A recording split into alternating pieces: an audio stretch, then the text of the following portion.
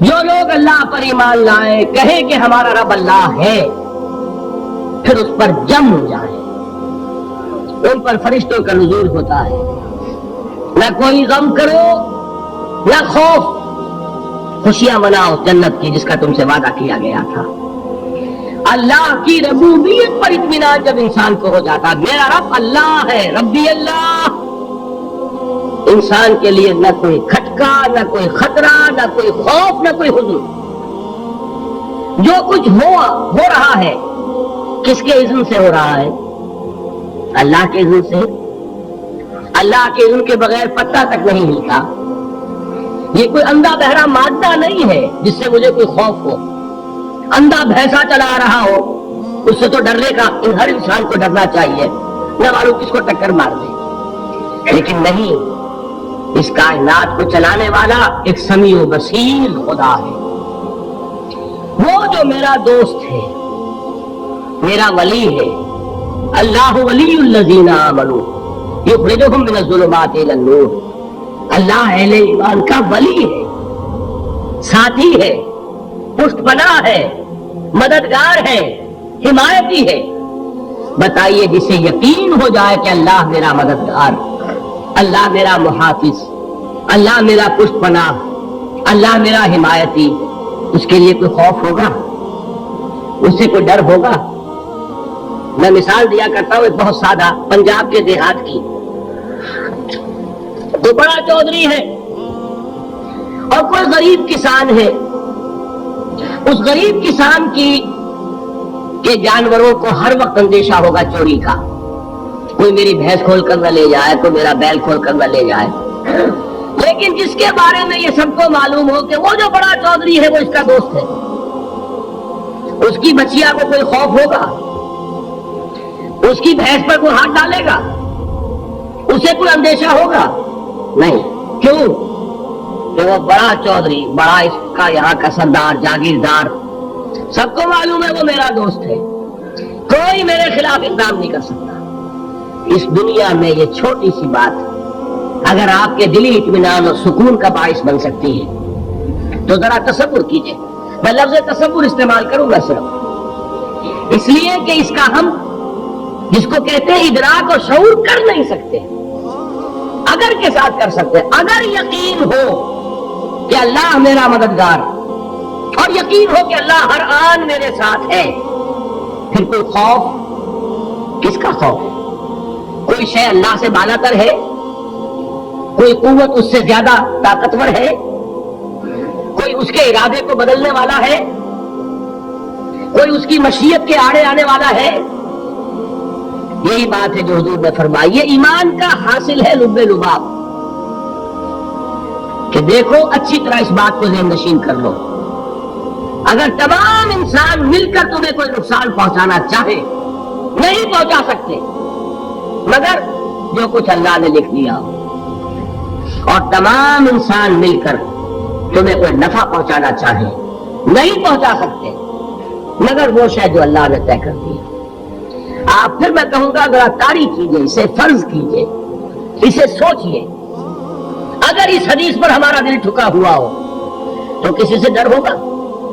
یہ مجھے نقصان نہ پہنچا دے، یہ میری رپورٹ خراب نہ کر دے، یہ میری انکریمنٹ نہ رکوا دے، یہ میرا یہ نہ بگاڑ دے، یہ میرے یہ نقصان نہ پہنچا دے۔ اس کا ڈر، اس کا ڈر، اس کا خوف، اس کی خوشامد، اس کے لیے جا کر طرح طرح سے اپنی عزت نفس کو ذلیل کروانا اس کے سامنے، یہ سب کچھ کیوں کرتا ہے انسان؟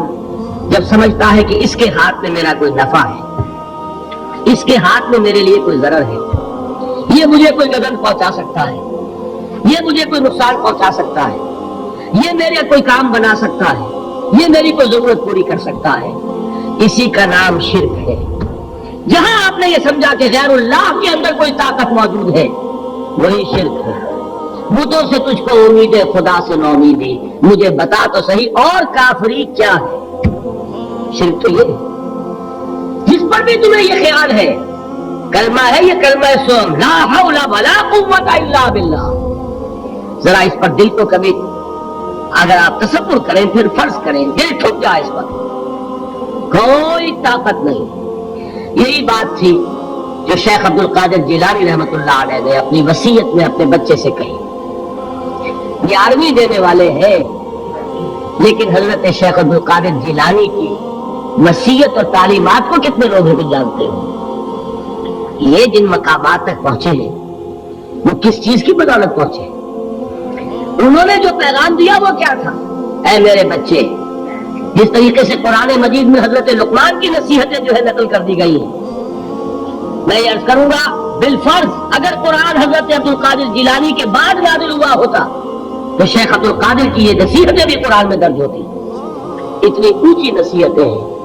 اے میرے بچے، اس حقیقت کو ذہن نشین کر لے، لا فاعل فی الحقیقت ولا مؤثر الا اللہ.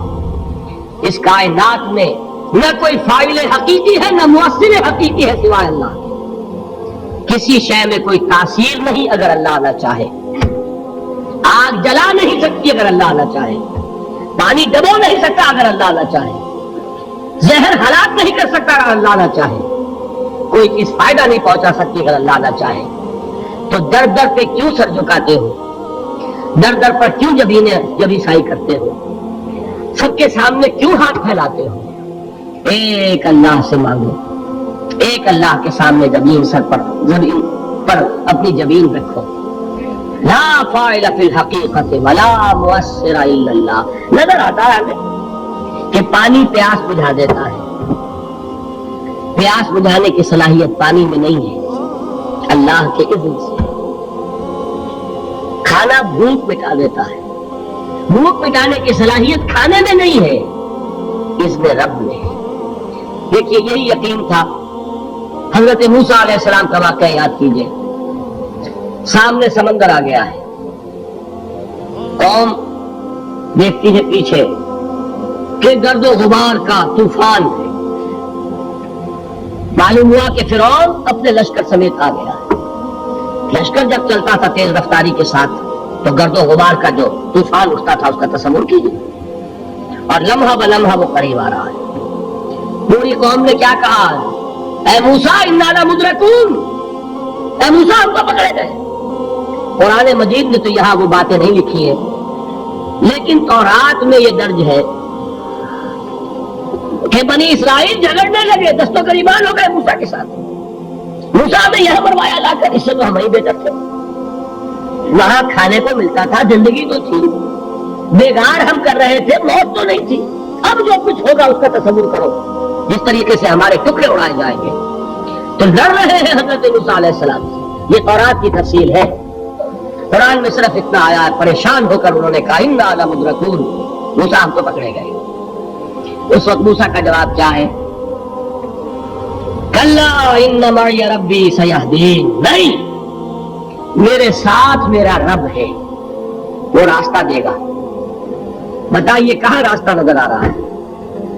یہ ہے ایمان بالغیب. راستہ نظر نہ آئے تب اللہ پر یقین ایمان ہے. جیب میں پیسے ہو اور تب دل کو اطمینان ہے تو ایمان کس پر ہوا؟ پیسے پر، اللہ پر نہیں. جب وسائل و ذرائع نہ ہو اور پھر یقین ہو کہ اللہ مسبب الاسباب ہے، وہ اسباب کا پابند نہیں ہے، وہ اسباب کا محتاج نہیں ہے، اسباب اس کے محتاج ہے. اگر یہ یقین ہے تو اللہ پر ایمان ہے. یہ نہیں ہے تو تمہارا ایمان اسباب پر ہے، وسائل پر ہے، ذرائع پر ہے، مادیات پر ہے، اللہ پر نہیں. اس وقت کہاں راستہ تھا؟ تو راستہ تھا سمندر ہے اور ادھر سے لشکر آ گیا ہے. کلا ان معی ربی سیہدین. اب دیکھیے ایمان کہہ دینا آسان ہے، ہوا معکم اینما کنتم، جہاں کہیں بھی تم ہوتے ہو اللہ تمہارے ساتھ ہوتا ہے. لیکن اس کا یقین قائم ہو جائے تو زمین و آسمان کا فرق واقع ہو جائے. یہی بات ہوئی حضور کے ساتھ. غار ہے، چھپے ہوئے ہیں محمد رسول اللہ اور آپ کے وہ یار غار ابو بکر صدیق رضی اللہ تعالی عنہ. اقبال نے حضرت ابو بکر کی شان میں چند اشعار کہے صرف، لیکن واقعہ یہ ہے کہ بھاری بھاری نظموں پر اور قصیدوں پر بھاری ہے. طویل ترین نظمیں اور قصیدے ہوں ان پر بھاری ہے. ہمت ابو بکر کی ہمت جو ہے کشت ملت را جو ابر، جیسے بارش سے کھیتی اپجتی ہے، ابو بکر کی ہمت اور عزیمت اس امت کو اسی طرح سینچنے والی ہے۔ ثانیے اسلام و غار و بدر و قبر، وہ دوسرے تھے اسلام میں، دوسرے پہلے کون تھے؟ انا اول المومنین، حضور فرماتے سب سے پہلا ایمان لانے والا میں، دوسرے ابو بکر۔ ویسے ہمارے ہاں یہ چلتا ہے اختلاف، حضرت علی پہلے ہے کہ حضرت ابو بکر پہلے ہے، لیکن اس میں بڑی خوبصورت تطبیق قائم کی ہے علماء نے، بہت صحیح ہے۔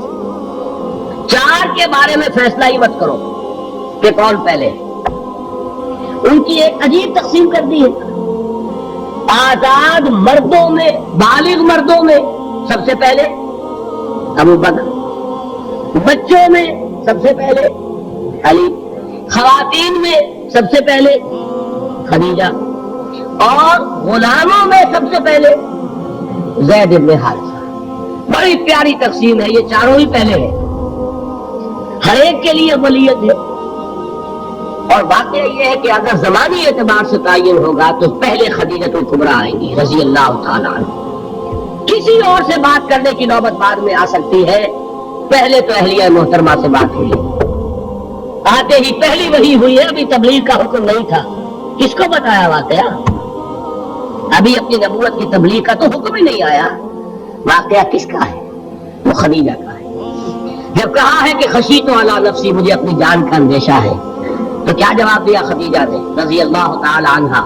وہ صدیقۃ الکبریٰ ہے، صدیقات جو ہے خواتین، ان میں چوٹی پر خدیجہ الکبریٰ ہے رضی اللہ تعالی عنہ، اور صدیق جو مرد ہیں ان میں صدیق اکبر ہے ابو بکر صدیق رضی اللہ تعالی عنہ، لیکن صدیقات میں چوٹی پر۔ جب حضور نے فرمایا خشیت علی نفسی، کیا فرمایا، کیا عرض کیا، کیسے تسلی دی؟ نہیں نہیں، اللہ آپ کو ضائع نہیں کرے گا، آپ غریبوں کے ہمدرد ہیں، آپ مساکین کے تکالیف رفع کرنے والے ہیں، آپ بیواؤں کی سرپرستی کرتے ہیں، آپ مسافروں کی خدمت کرتے ہیں، اللہ آپ کو ضائع نہیں کرے گا۔ یہ یقین ہے اس خاتون کے اندر۔ خیر وہ ایک علیحدہ بات ہو جائے گی، میرے دل پر حضرت خدیجہ رضی اللہ تعالیٰ عنہ کی شخصیت کا بڑا گہرا نقش ہے، جو وہ کوئی اور یہ وقت اور موقع ہوا تو بیان ہوگا۔ بہرحال اقبال نے ایک مصرے میں جو چار اولیتیں جمع کر دی ہیں، ہمتیں او کشت امت را جو ابر، ثانی اسلام و غار و بدر و قبر۔ اسلام میں حضور کے بعد پہلے کون؟ ابو بکر۔ غار میں حضور کے ساتھ کون؟ بکر۔ بدر کی رات اللہ کا رسول سر بسجود، وہ جھاڑ، وہ گھاس پوچھ کی جو جھوپڑی بنائی گئی تھی، اور وہاں تلوار ننگی لے کر پہرا دینے والا کون؟ ابو بکر۔ اور اس حجرہ عائشہ میں محمد کے بعد سب سے پہلے دفن ہونے والا کون؟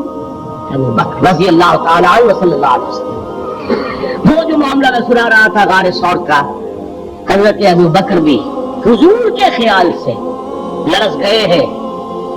آپ کو یاد ہوگا کہ جا کر پہلے تمام جتنے سوراخ تھے انہیں بند کیا ہے، ایک سوراخ رہ گیا تھا جس کو بند کرنے کے لیے کوئی کپڑا نہیں تھا، وہاں اپنی ایڑی رکھی ہے، تب کہا ہے حضور سے تشریف لائیے، اور اپنے زانو پر حضور کو لٹایا ہے، اور وہاں کسی موذی جانور نے کاٹا ہے، حضور کی آنکھ لگ گئی تھی، اس وقت اس بل کے اندر جو بھی بچھو ہے کیا ہے واللہ عالم، اس نے کاٹا ہے، اس کی تکلیف کی وجہ سے ابو بکر کی آنکھوں سے آنسو ٹپک گئے، حضور کے چہرے مبارک پر پڑے ہیں، تو حضور جاگے ہیں، معاملہ کیا ہے؟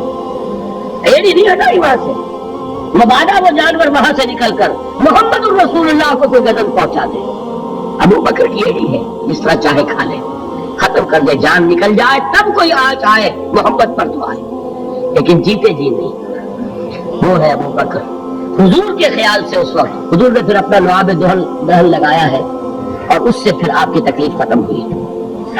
جیسے خیبر میں حضرت علی کی آنکھ دکھ رہی تھی، اس کو جو شفا حاصل ہوئی وہ بھی حضور کے لعاب دہن سے ہوئی۔ تو بہرحال اس وقت انہوں نے کہا ہے کہ اے نبی یا رسول اللہ، اگر اس وقت ان میں سے کسی نے غیر ارادی طور پر بھی اپنے قدموں کی طرف جھانک کیا تو پکڑے جائیں گے۔ کیا جواب تھا اللہ کے رسول کا؟ لا تحزن ان اللہ معنا، اللہ ہمارے ساتھ ہے، کیوں گھبراتے ہو ابو بکر؟ یہ ہے ایمان باللہ، میرا مالک اللہ، میرا رازق اللہ، میرا محافظ اللہ، میرا مددگار اللہ، میرا پشت پناہ اللہ، میرا دوست اللہ۔ یہ دوستی ہے اللہ کی جو لب لباب ہے، حاصل ہے ایمان کا، اسی کا نام ولایت ہے۔ اولیاء اللہ کے سروں پر سین نہیں ہوتے، جس کے دل میں ایمان راسخ ہو چکا ہو وہی اللہ کا ولی ہے، جسے اللہ پر یقین ہو چکا ہے وہی اللہ کا ولی ہے، جسے یقین ہے اللہ میرے ساتھ ہے، میرا مددگار، میرا پشت پناہ، میرا ساتھی، میرا دوست، میرا محبوب، میرا محب۔ اللہ اہل ایمان سے محبت کرتا ہے۔ واللہ یحب الصادقین، ان اللہ یحب الذین یقاتلون فی سبیلہ صفا کانہم بنیان مرصوص۔ اللہ محبت کرنے والا، اہل ایمان محبوب، اور اہل ایمان محبت کرنے والے اللہ محبوب۔ والذین آمنوا اشد حبا للہ۔ آپ تصور کیجئے جسے یہ رشتہ ایمان یا رشتہ ولایت حاصل ہو جائے، الا ان اولیاء اللہ لا خوف علیہم ولا هم یحزنون۔